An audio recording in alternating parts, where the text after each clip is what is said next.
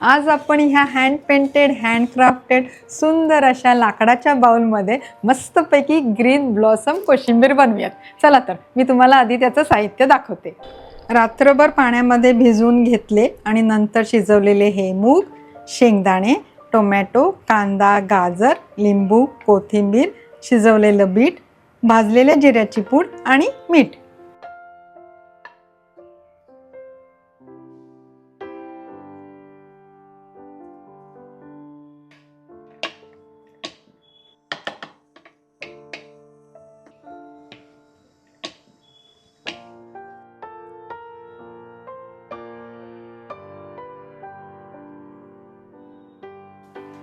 कधी कधी ना अन्न फक्त चवीसाठी नसतं, ते स्पर्शासाठी, त्या नैसर्गिकपणासाठीही असतं.